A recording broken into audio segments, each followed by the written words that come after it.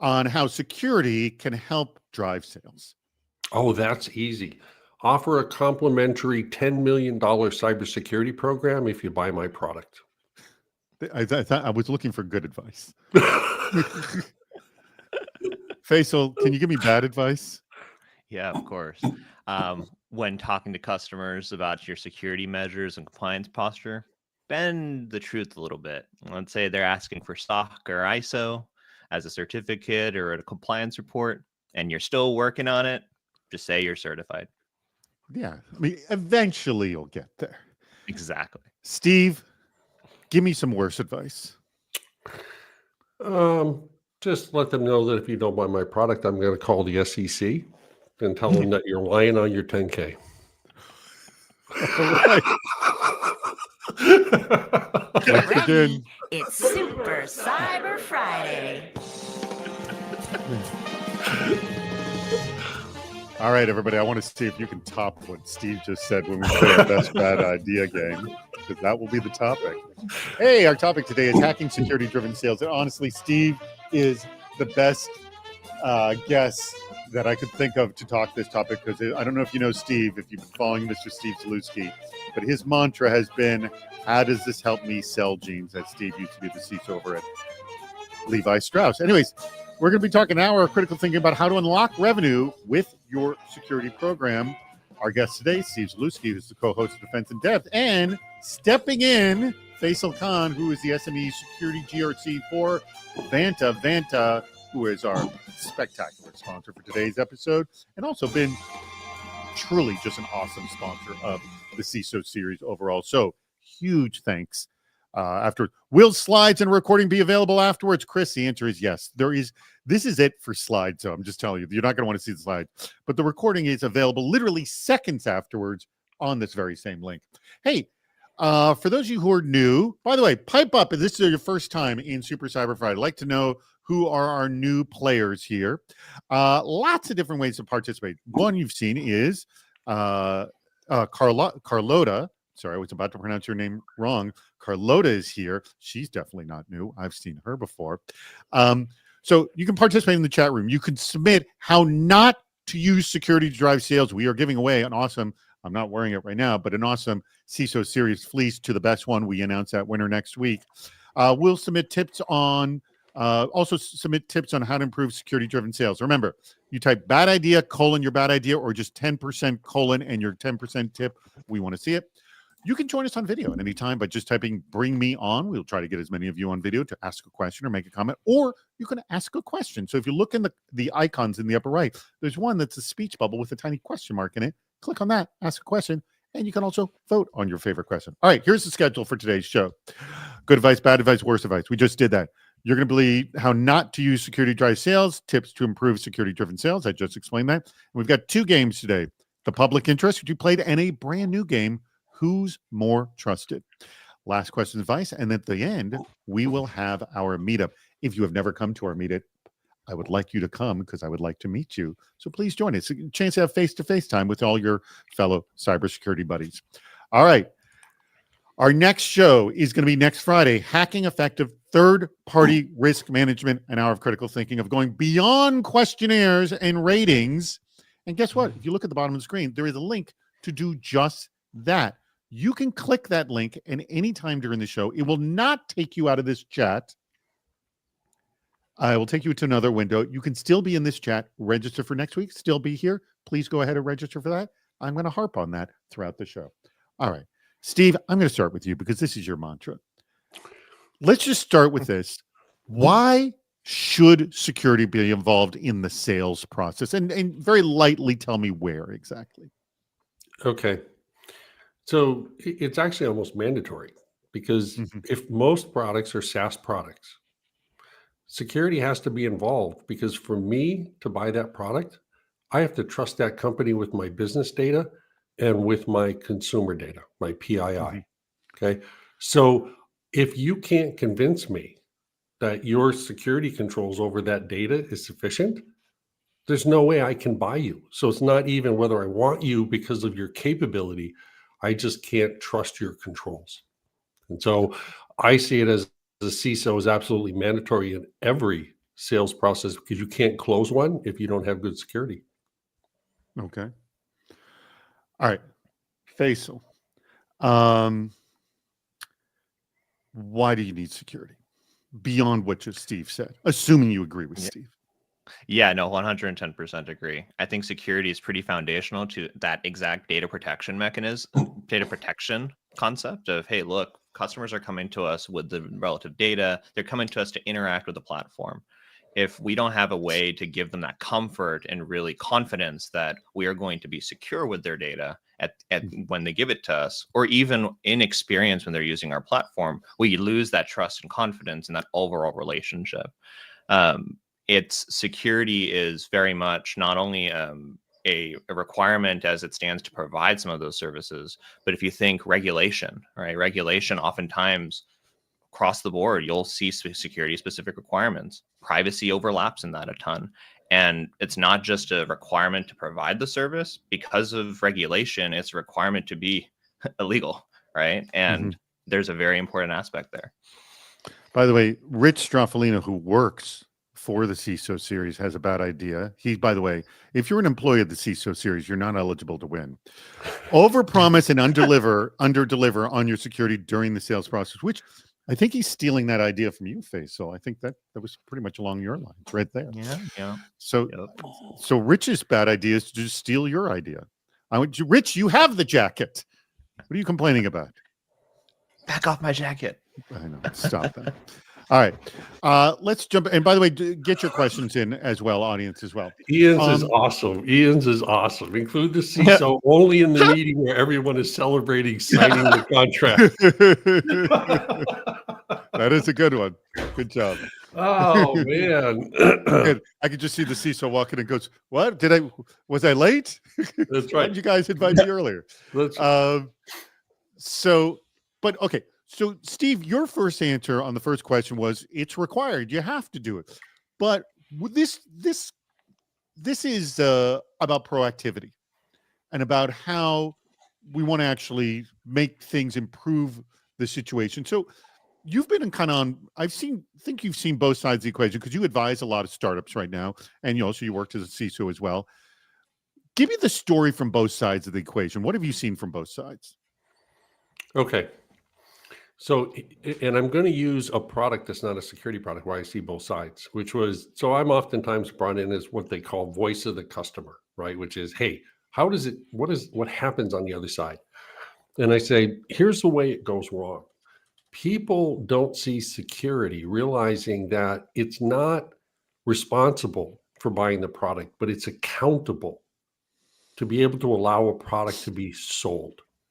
And so what you see time and time again, let's just to say you take, the help desks or customer CRM systems, and your key person is your marketing person, right? So you're going to engage with the marketing person of that company. You're going to show all the functionality for the product. You're going to show how it's going to allow you to cut your level 1, level 2s. It's all about efficiency. Okay. And you're spending all that time and everything's going well. And then all of a sudden the deal dies, right? And you're like, why did it die?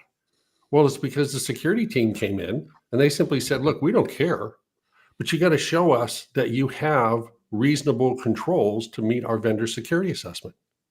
Well, they're all working to the marketing person thinking marketing's the one that's got the ultimate say because they're responsible, but it's all the accountables that can kill a deal.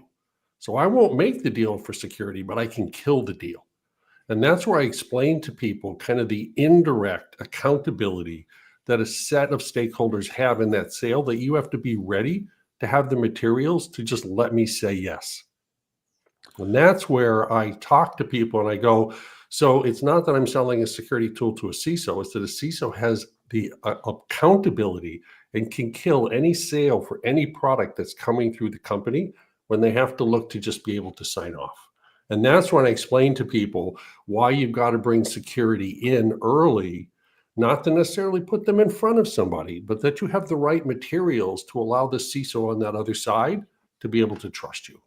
So, Faisal, do you see that with working with your customers that they are, you're working with the customer to help them sort of build up the trust, and they're working with, and maybe you're not even privy to this kind of stuff, but do they tell you like, oh, the CISOs are getting in early, they're asking all these questions, we need to do it? Like, what are you seeing? Yeah, of course. So I think it's a bit of a mix there. It can be the CISOs, or it ends up being the manager or the director, the VP of securities that end up in those discussions. Oftentimes, bigger organizations will actually have specific departments for vendor security risk or vendor risk management as a whole. So you'll end up seeing those personnel involved earlier on in the process. And if for those that aren't, you'll see that component of they'll engage those people as they're going through the journey. But to Steve's point, it's one of those things where when you're selling to a specific business user, at the end of the day, it's not just the business user say, especially for most mid-size enterprise organizations. It's budget, it's security, it's legal. And that's why it's important to be as proactive as you can be in terms of communicating how are you compliant, how are you secure as a product and service that you're providing to the customer, to be able to unblock some of those questions that could hold up the deal from closing by at that end of the month. And let's go to the actual questions themselves. Are there certain really common ones you're seeing it again and again, or is it a complete mishmash each time? What do you see? Yeah. So common frameworks that I see come up. Yeah, common frameworks, common questions, common concerns. I mean, anything that you see is like, oh, this comes up every time. If you're not dealing with this, then, forget it, kind of a thing. Yeah, of course. So it ends up relative to the data that you're going to get. Of course, if the scope of your data is very minimal sensitivity, what's going to be expected of you to deliver and protect in your product and services is going to be much less.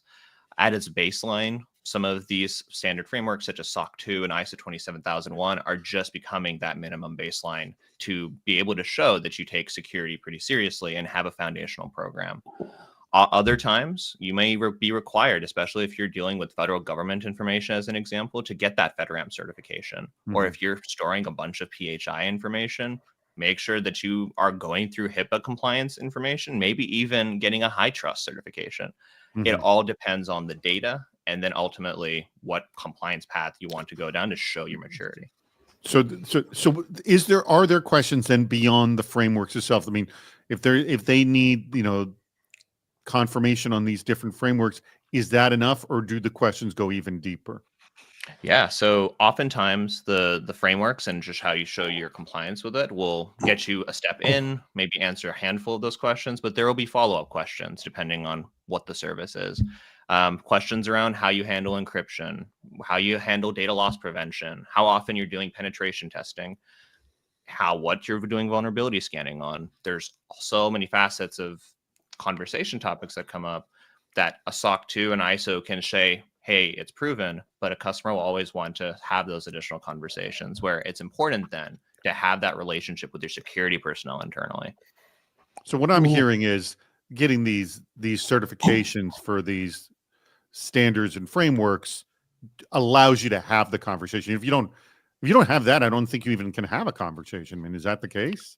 A lot of times, yes. A lot of times it'll be, hey, you don't have a SOC 2 and ISO 27001 certificate. What do you have then? And depending again on the data, it could be a compromise of, hey, look, we'll accept the risk because you don't have XYZ attestation or certification because the data sensitivity is lower. It could be the flip where because they're high sensitivity of data, they have specific compliance requirements and security requirements at the end of the day. All right. So now Roger has this question, and I think you kind of just answered it, Faisal. This question: what are the best certifications to look at? I mean, it's all dependent on your business and who you're going after, right? I mean, but although you did remain SOC, I mean, I hear this again and again, like with a startup, their number one goal is to just get their SOC report. Yes.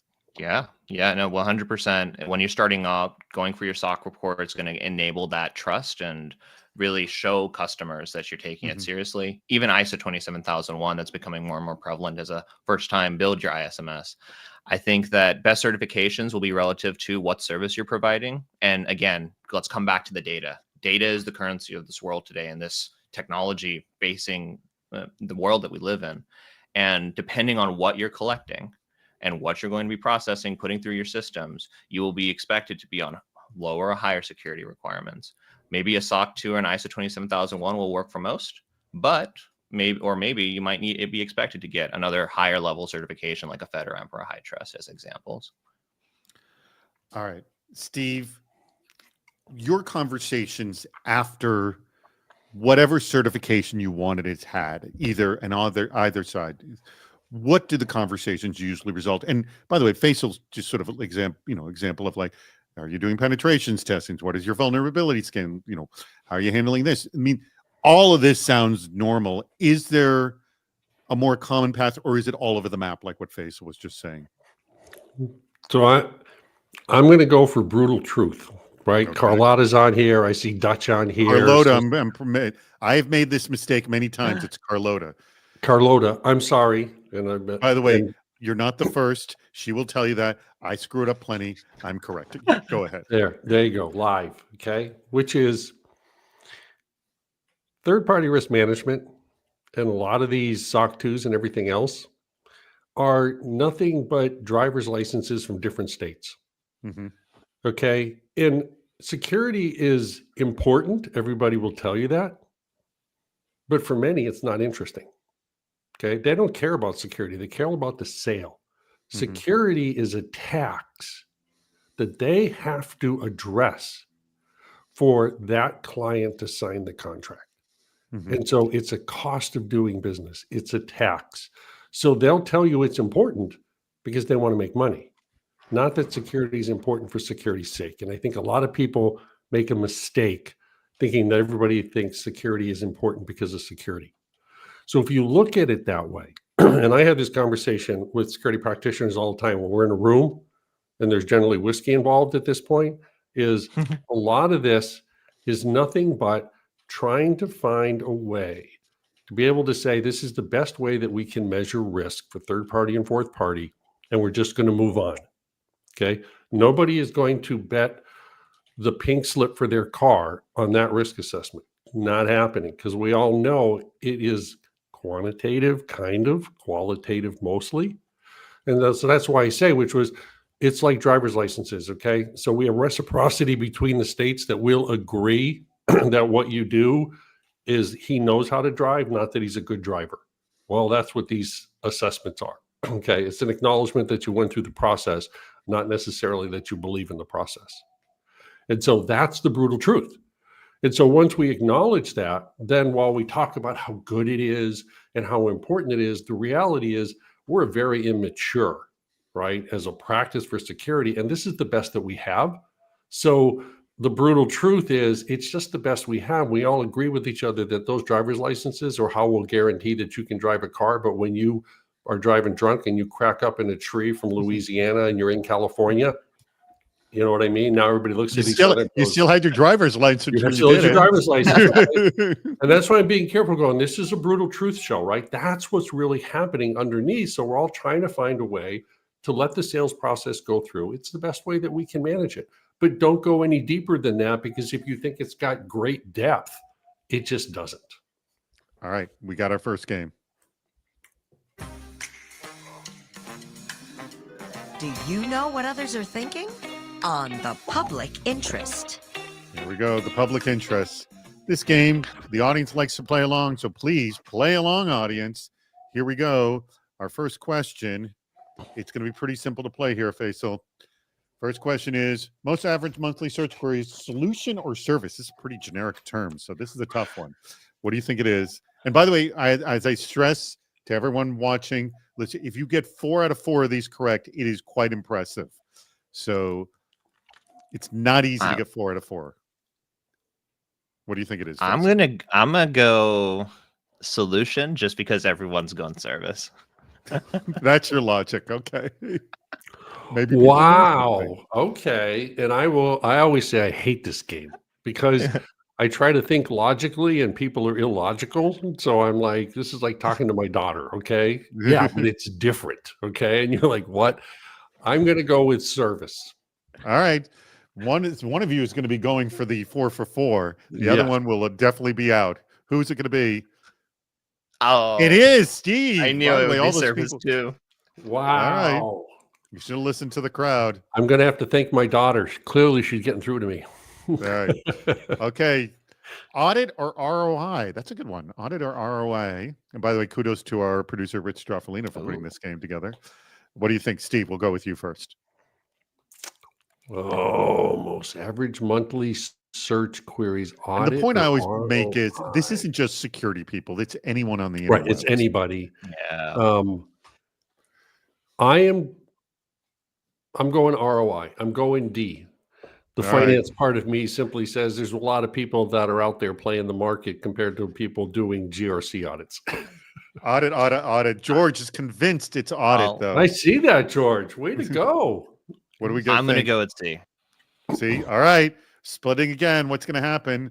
Ah, one apiece. All right, your streak is gone already. Damn. That's But you're it. tied up. Let's go to the next one. All right, 3 options here: security, sales, or trust. Oh, I haven't seen this. I already know what my answer would be. I personally would say sales. mm. That's what I'm saying. That's my guess. Okay. What are you going with, Steve? I am going to go with sales also. All right, Faisal, you can go sales I'm as going to well. go with. I'm going to go sales too. Actually. All right, All we're right. all winning or we're all losing. Look Let's at this. see. We're going with vote Oh! early and vote often. Wow, we could have picked anything and done better. Wow. Wow. Oh, that hurts. That hurts. That did. Holy mackerel. That hurts. Expanding All the scope of my answer scope. Just right. Okay. All right, this is the last one. This looks like it's going to make him. Oh my God! From Glengarry Glen Ross, closer, coffee, ABC, Cadillac, and steak knives. Good call on this one, Rich Straffolino. Holy mackerel. Uh, Oh man. I'm I going hope coffee. I'm Coffee going. Yeah, comes I'm in going low. I'm coffee going too. coffee. Okay. All right, you're both winning. It's a tie score any way you look It's at fine. it. We've each got one right. Okay. So Let's and see. I And never coffee wins steak knives. see. As a good Cadillac did co-host, very I well, though. always want our other guest hosts to win, right? Because we want them to come back. And so Let me ask you a question. How the heck? I appreciate it. What? Who is searching ABC? Who the heck is searching ABC? What all is the that 3-year-olds that are at their dad's laptop that's unlocked and are typing on the keyboard Or the iPads. or the Here's- iPad. There you go. iPads. Here's the question. It's the query is what comes after ABC? There you go. ABC 1, 2, television. 3. Yes, Chris. ABC. There you 1, go. 2, 3. There TV you channels. go. There you go. See, my Just like kids one. that burned All right, into my. let's- Faisal, I want to actually specifically, I want to veer towards talking about specifically what Vanta is doing in this space. So, I mean, you're helping companies, with their certifications, everything. How do you sort of translate this and talking to them about specifically the sales process? Like, we need to work together to help you through this. So, how are you working with companies in this respect? Yeah, of course. So as far as Vanta as a service and platform goes, we provide a one-stop shop. And I'll first talk compliance, and then we'll get into a couple of other aspects of trust management. But for compliance, there are several frameworks, especially the common ones like the SOC 2, ISO, GDPRs, the HIPAAs, that have specific control requirements. And sometimes, and oftentimes, a lot of the evidence and testing that you need to comply with those requirements will overlap. Instead of managing those all in spreadsheets and in separate different facets, we provide a platform that cross maps across those frameworks so that when you're going in and trying to comply with one control for SOC 2 and you're completing some evidence, any cross mapping to a relevant framework like ISO, the GDPRs, the HIPAAs, and so on and so forth, will have that available. But like in the past year, 1 to 2 years, Vanta's expanded that offering to include other aspects of security, such as vendor risk management, where we assist with helping you get through the vendor risk management process, and especially security reviews in much faster fashions, and tangent with using AI to help you speed those along. We provide an access review module as well, and it helps you streamline those access review processes based off of what you've integrated with our platform. The list goes on. Questionnaire automation is another key one, probably one that hits directly into home when it comes to sales here in terms of being able to really fast by the way, come up do with they what even- those answers are. When they come to you, do they even know? Like, do they just come to you saying, we just have to do this, we need help, just help us out? Or do they know, like, oh, we're having issues with sales. We need some help even beyond the certifications. Like, where is that conversation happening? Yeah, so it'll vary based on the business. So typically, I see more small business, mid-market companies will come to us with our customer needs us to be XYZ compliant. Let's say Mhm. Right. ISO certified. I need to know exactly what I need to do, where they'll go in and run the framework. At which point, we'll introduce those concepts of, hey, we have a VRM product too to help you do that part of ISO, Mhm. a risk management module to help you manage your risks for your annual risk assessment, and so on and so forth. But then as you go up from mid-market to enterprise, the conversations tends to focus more on the other modules, such as the VRMs and the access reviews, risk management, because oftentimes those organizations have a compliance program. They know exactly what they need to comply with. They just need help to make the operations a lot easier from a security perspective. All right. Before Can I anyone goes ask in a further, question? Can I ask a question? hold your question, Steve. Ah, Hold your question. I got something important to mention. okay. Hold your question. Steve's question's coming up next. Everyone be excited about it because Steve always has good questions. In fact, Faisal was asking, is Steve going to be asking me questions too? And I go, he might. And this is one. So everyone get excited. But first things first, everyone click on the little bar chart and the little icon on the right-hand side. I just put up a poll.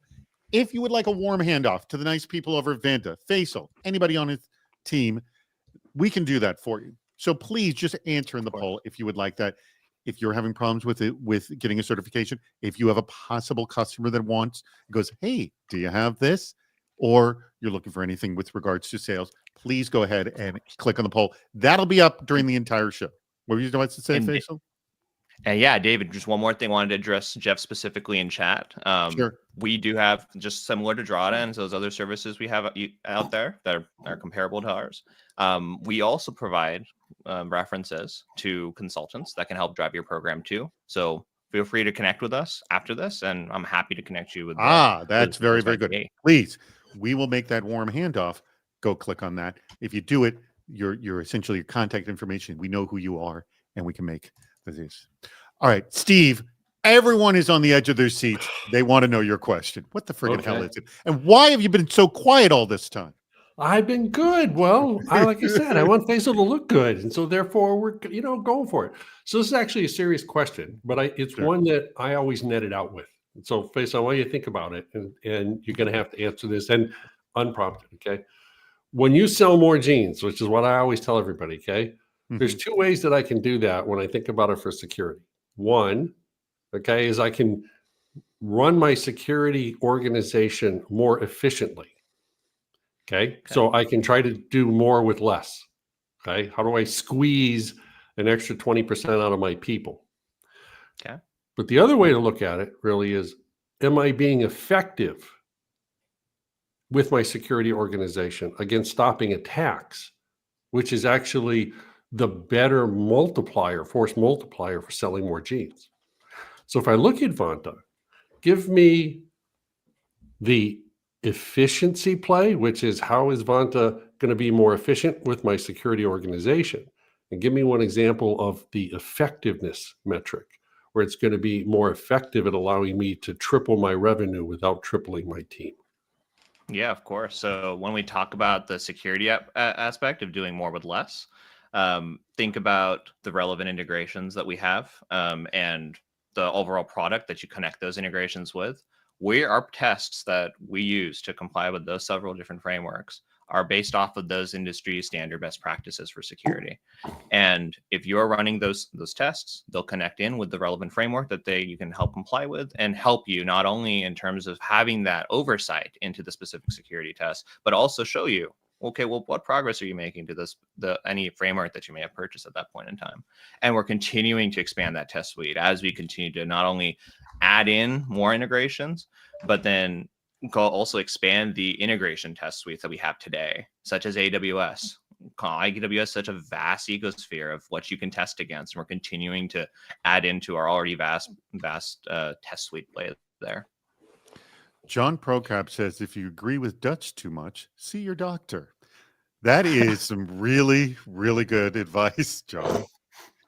By the way, I want to remind everybody, by the way, Faisal, you don't know the legend of Dutch in our chat room, but Dutch usually has some quite clever bad ideas that have a certain sort of brand associated with them.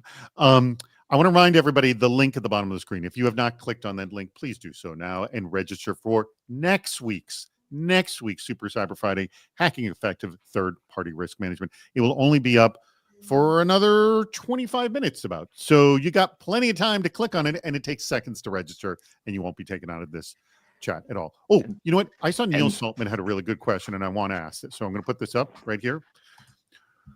Does risk you're willing to accept from a vendor vary based on the importance of a product service? And then, although I think this is a different question that Neil asked, is has your opinion of Microsoft changed since they were breached?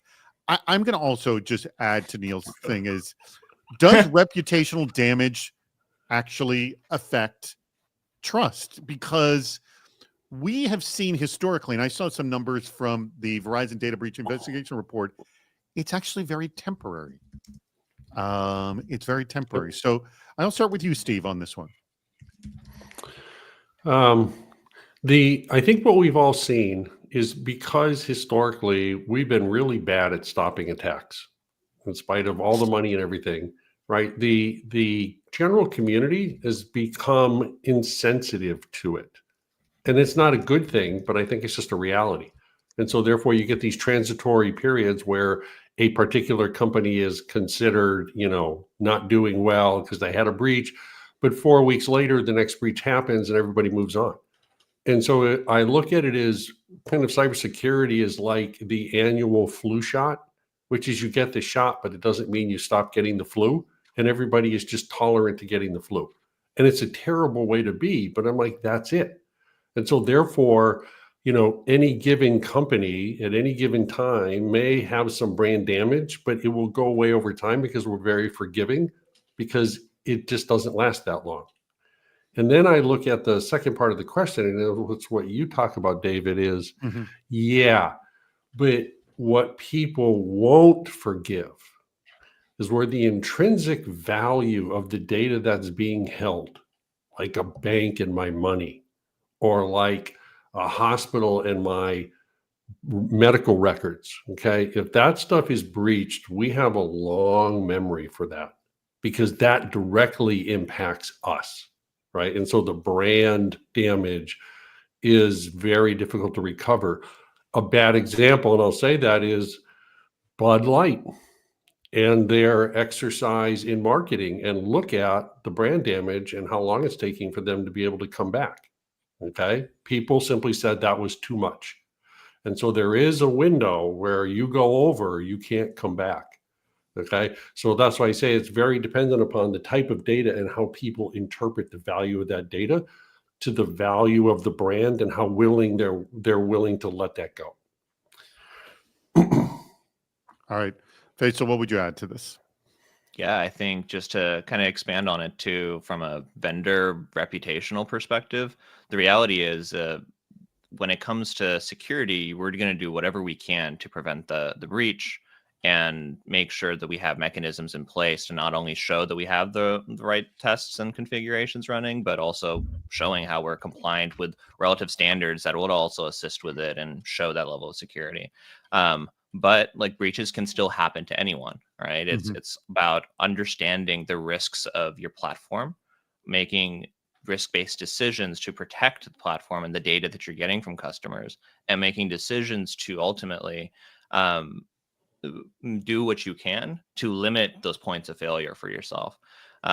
At the end of the day, when it comes to security implementation, it is all about assessing risks, including the vendors that you work with, because you can't control what your vendors do. You can obviously give them specific requirements that they need to go in and agree to in contract, but the underlying security requirements, as much as you're going to go deep into it, there's always going to be that potential for risk. It's about how you control it as much as you can. By the way, I want to call out something Dwayne just said here, and this is a really good point that I think gets lost here. Studies have shown that stock price rebounds after a breach, and I told you I saw this in a Verizon data breach report.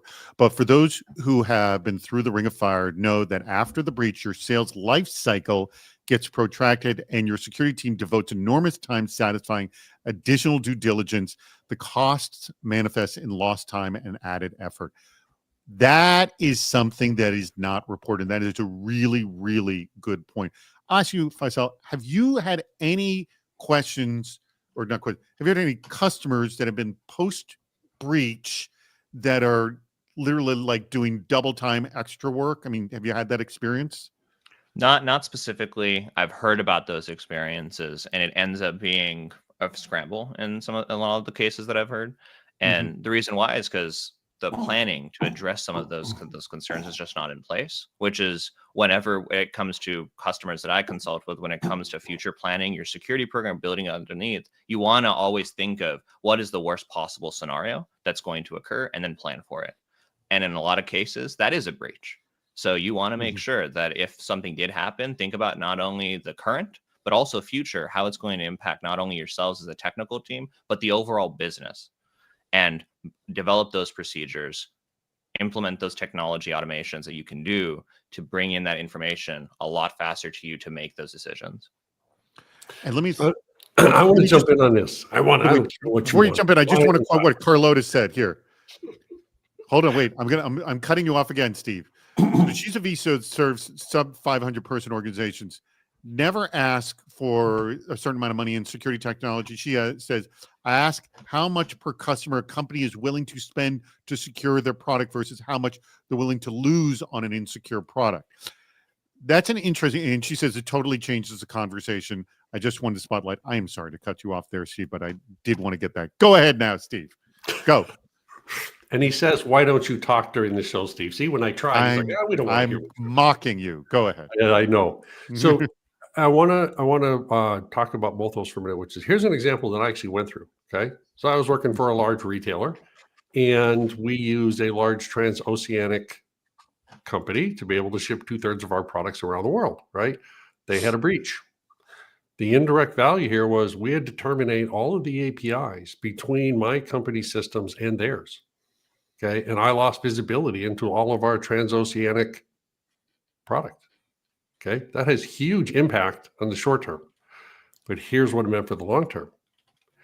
I could not and would not reestablish those APIs to start the flow of all that information until we went through a full security review of that incident to convince me that every one of those systems that they had been restored to a point that I could trust them again, for allowing me to then reactivate those APIs to let business go back to normal. And that took months.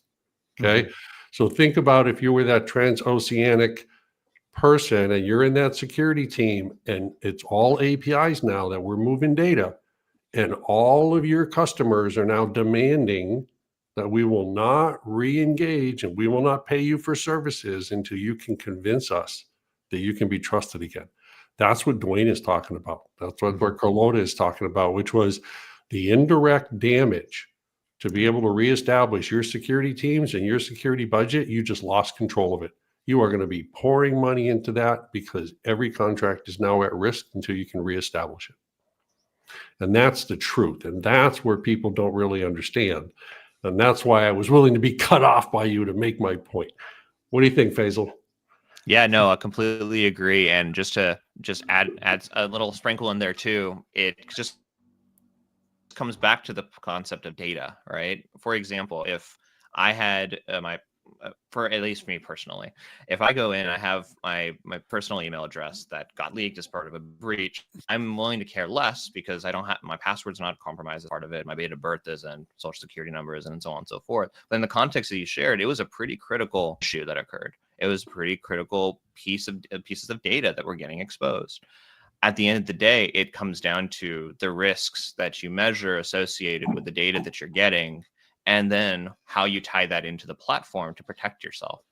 Of course, lower sensitivity of data is going to have people that care less, right? But higher sensitivity of data and the products that you do to provide those specific functions, they're going to care a lot more. By the way, Marco Castilla has a bad idea related to that. Share in social media, quote, we value your privacy, while posting glowing customer testimonials accompanied with full names, email addresses, and phone numbers. Great idea. That is an excellent bad tip. And I do want to mention this other good 10% tip from Dwayne Grant. Says, and I think actually this should be like the core of the conversation. Ask your sales group for metrics on opportunities lost. Look for any patterns related to security, compliance, privacy, or trust where there may be an opportunity to close the gap. I love that. That is a great tip. I mean, having an actual conversation with your sales team. Hey, guess what? We've got a new game.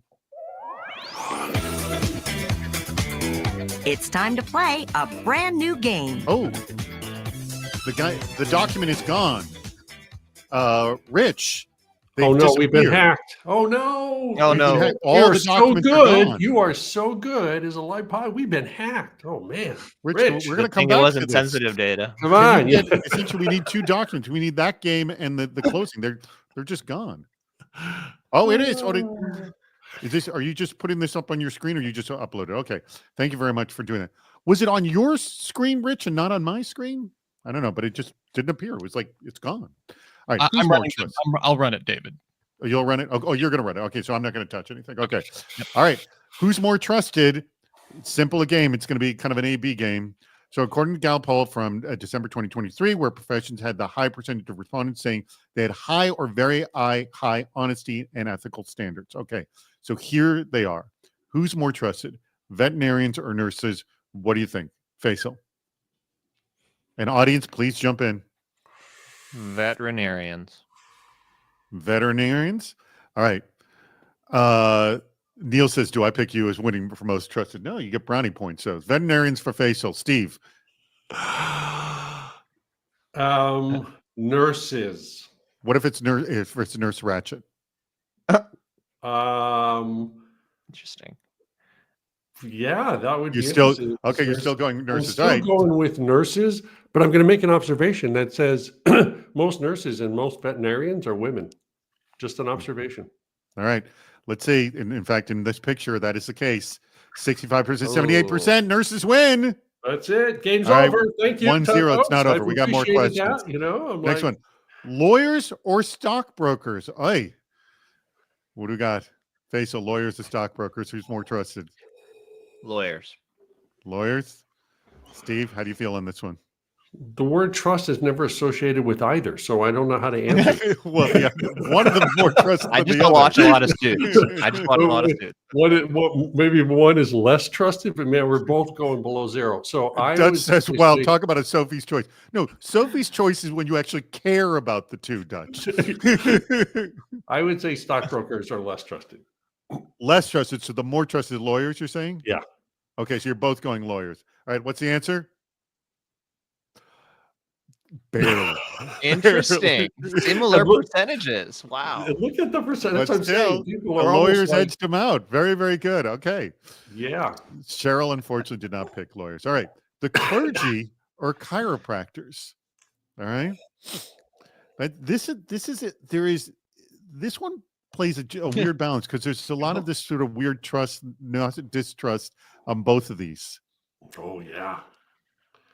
Who's making this game up? I'm not sure. I'm like again. We have to thank Rich Straffolino for doing this. We were thinking of this idea just a few days ago. Like, oh yeah, let's play this game. I'm gonna go with chiropractors. All right, chiropractors for Faisal. By the way, we are 2-1. Steve is in the lead right now. 2-1 with Steve in the lead. What do you think? You going chiropractors or clergy, Steve? I'm going to go with clergy. Are more trusted. All right. And the answer is, oh my God. Wow.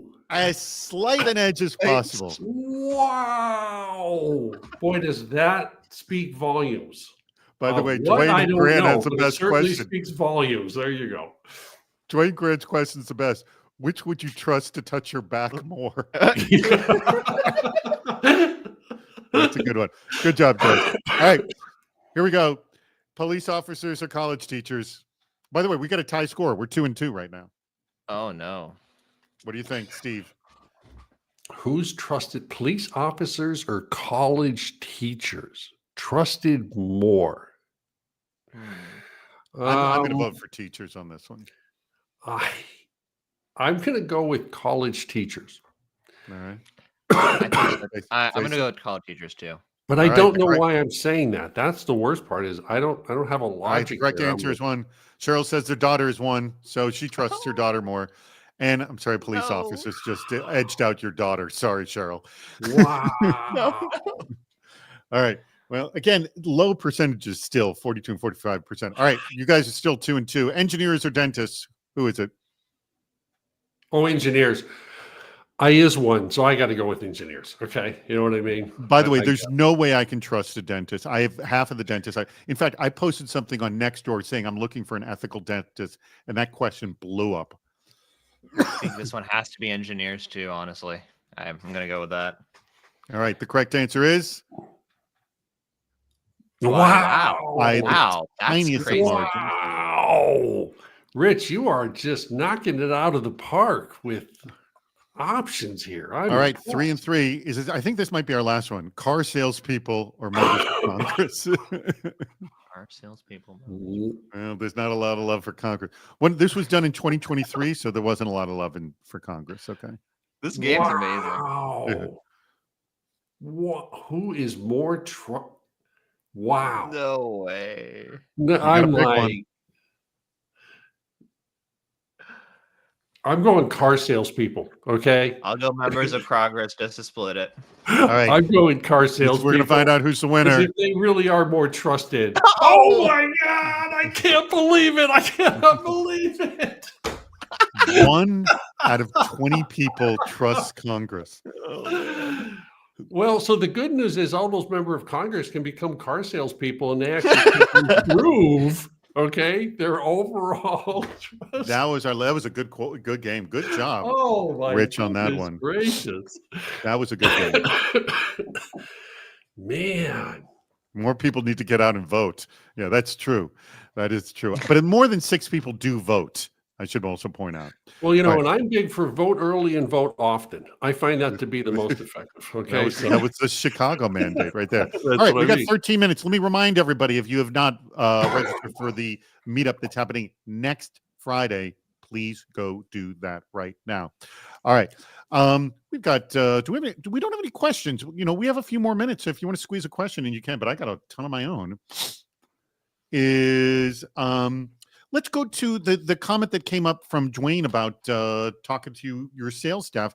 Steve, either when you were working at Levi's or when you're seeing it with the startups you're advising, do you ever see that happening? Security actually having just general conversations. I'm not talking about specific customers, but just general conversations with sales. Is that ever happening? I would say it in very small cases, but here's what I would say. It's a tough question. This gets back to who does the CISO report to in the organization and why? Okay, because that question and that answer actually is a really good indicator for the value that security is placed in the business. But Okay, so I want you to walk through the different roles and what you think of that. Okay, fine. Excuse me. A lot of companies, CISO reports to the CIO. Yes. Okay. Mm-hmm. In that case, what's the CIO? CIO is a business enabler to deploy IT applications to make money, and the CISO reports to the CIO. So he's measured on efficiency.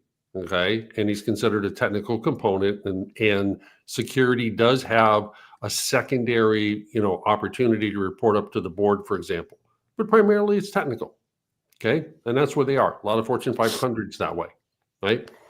You get to the small companies where they're SaaS, right? And in order to, like we talked about, to be bought, the security is foundational to the trust of the handshake that's going to occur. Mm-hmm. Well, what you find there is they'll report to the CTO or they'll report to the CIO, okay? And why? Because they realize that security is foundational to the success. And if it's to the CTO, they're baking security in all the way because they're building product. If it's to the CEO, is because what the CEO is saying is, I want to make sure that if security gets in the way of a sale, okay, that is as important as the CTO or any other function, because he realizes we got to get it done. Doesn't mean he's going to spend a lot of money on it, but he's understanding that if security says we lost the sale because we didn't have HIPAA compliance, okay, then we can get that resolved. because the sales process is, right, the linchpin of on security. And so that's where, and then in other organizations that are heavily risk driven, where do they report? Chief Risk Officer, okay, like in banks, because they want the independence of being able to go, they're actually a risk function, they're not a security control function. And so that's why with Dwayne, and why I say where you report into the company oftentimes is truly the indicator of how the importance of security is being measured. And then you can see your ability to influence the overall company direction. Mm-hmm. How was that for an answer? Was that okay? Good. It was a good, thoughtful answer, Steve. It was a good, damn it. And that's not what it is. All right. We talked about this, Faisal, about compliance reporting and trust. I gotta think that is the most direct through line there is. And Ian asked this question here, which pretty much speaks to this. Here, I'll put this up. I've had some luck integrating security with the contract process. Any thoughts on that? I mean, my feeling is, of course, like you have in the contract, you must have this. If not, we can't have a deal. I got to assume that's in everything. Yeah, of course. So yeah, compliance reporting and trust, they're pretty intertwined. Simply put, like good compliance reporting is going to foster quick customer trust. Right.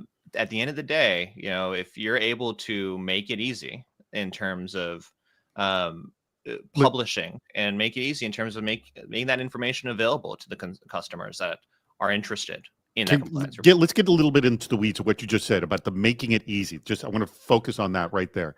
Yeah, of course. What have you either done for customers or you've seen customers do that does truly make it easy? And it's like, there's different ways to show a report or show findings or show answers that look better, more or more proactive. Like, what has been done to answer that, make it easy? They're like really sort of makes the experience, because a lot of this is also just presentation, how you hand it over. Of course. So two things. One is integration directly with sales and having that tight relationship. You want to make sure that the conversations that you have with your sales team are not only equipping them with information to make sure they know what they're talking about from a security perspective, but also to understand understand how you can insert into early on in sales cycle. Maybe it's a slide, maybe it's a specific call that you jump on for 5 minutes. Maybe you equip a technical SE, or even equip the same as solutions engineer, or that account executive that's working with that necessary information to present. Or you could establish something like a public page, which I'll just talk about Banta's trust pages, where you can go in and make available publicly the different security posture items that you have, the relative tests that you're passing, the specific security requirements that you're attesting to, compliance frameworks, and also host the list of documents that you want to make available for people to go in, request, and make that sign. We've heard about this format, and I think this is a great form because you essentially make it available when it's needed. By the way, let me remind you, we do have that awesome poll about, would you like a warm handoff to the wonderful people over at Vanta? And we will happily do that. So go ahead, answer that poll. It's up for the rest of the show, for that matter. Steve, I just saw a question that came in. I think it was from Ian. It was, what was the question I just saw? What did I just see from Ian? It was, what didn't I see? It wasn't Ian who just asked, or somebody asked, what makes this? Oh, no, it's Neil. I'm sorry, Neil Saltman. What's more likely to drive a purchase, security, or compliance? I'm going to just answer this. Tell me if that's right or wrong, Steve. I'm saying, we need a quick answer because I need to wrap up the show. I'm saying it's actually security helps make the sale, not compliance, because compliance allows you to have the conversation. What do you think? Yeah. I am going to go with compliance. You think? And the reason why I say that is where it's the driver license issue. For most businesses, security is important, but it's important to drive a sale. So from a business perspective, just show me you have a driver's license, because while I may think it's also really important, it has to be good enough. And this is my very business practical sense, which is why I tell people, get a SOC 2 Type 2. It'll get you through 90% of the knot holes, and it's good enough, and move on. Because if somebody really wants to drive into security, then you're probably talking about federal government and you're talking about FedRAMP, in which case you might as well do times 100 your security budget, because that's going to actually drive your company, not be a requirement for a sale. All right. We have to close this. So, Rich, again, I can't see the darn files. So if you can put up the closing few slides, we're going to wrap this up, and then I'm going to come back with our closing comments, and then we're going to go to our chat discussion. Now, those of you who have been to our little after party, we get to have a fun meetup, please come to that. But those of you who have never come, I would like to meet you. So make sure you stick around for that. More on that in just a second. So, Rich, can you put up that closing document, please? So we can wrap this sucker up, because I want to thank our wonderful sponsors, Vanta. Tell people about the next week's show. Rich, do you have it? Your vCISO versus CISO, another great topic we didn't get There to, we go. but I think it's All right. absolutely worth conversation. There could be a future show. Yep. Huge thanks to Vanta. Thank you so much, Faisal. By the way, again, click on the little icon that looks like the bar chart to get a warm handoff to them. Hey, we have an awesome guest for our cybersecurity headlines week in review show. Yes, we could take the 8 biggest stories of the week, and Rich, who's been actually running this right now, is a host of that show, and that's going to be starting at 3:30 p.m. Eastern over on YouTube. So you go to our YouTube channel, which is CISO Series, surprise, surprise, and you can see it. But you can find it from CISOseries.com as well. We have Alexandra Landagger, who's the executive director in CISO over at Collins Aerospace. I did a show with her in Las Vegas last year, and she's phenomenal. She's fantastic. I highly recommend coming. Now, stick around for our meetup. Now, we can change that link at the bottom of the screen. If you did not register for next week, so you can always go to CISOseries.com. We'll have the link at the top of the screen and also on our events page. So let's change that over. And look at that. Join the post-Super Cyber Friday meetup. And that'll take you to this other platform called Toucan, which is a lot of fun. Hey, do you want to sponsor a Super Cyber Friday? Guess what? We have openings up in April right now. So why don't you ping me and we'll do a fun show with you. It'll be a lot of fun. All right. Let's now we can wrap this up here. I'll close that, remove that from the stage. All right. We literally have just 2 minutes left in the show. So I will start with you, Faisal. Any last words about our topic at hand, how to connect with Vanta? I'm assuming you're going to joining our meetup afterwards. Yes. Yeah, 100%. I think All right. Give it to me in a minute. Yeah, of course. So at the end of the day, I think driving security with sales ultimately comes down to building trust, as we've talked about across the board. And it's trust relative to not only function and making customers feel supported throughout their journey of what they're getting from you product-wise or service-wise, but it's also how they feel safe, how you make them feel protected. Right. And that's the key there. So taking measures such as upping your compliance reporting, being able to communicate some of that compliance and security posture items to your customers and making that easily and readily available to them just gives them that good feeling of, hey, look, I know these guys seem like they're actually taking the steps necessary to protect me if I did use them. And it builds into that overall relationship of trust. All right. Steve, your last thoughts. Give it to me in less than a minute. Easy. This was a very serious topic that hopefully we had some fun with.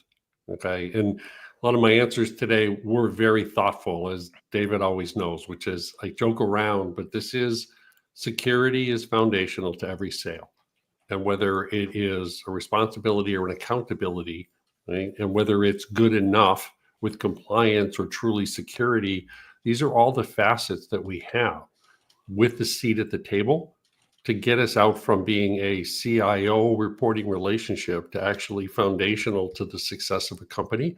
So as you're asking for a seat at the table, these are the ways that the sales leadership that you take gets you a seat. All right.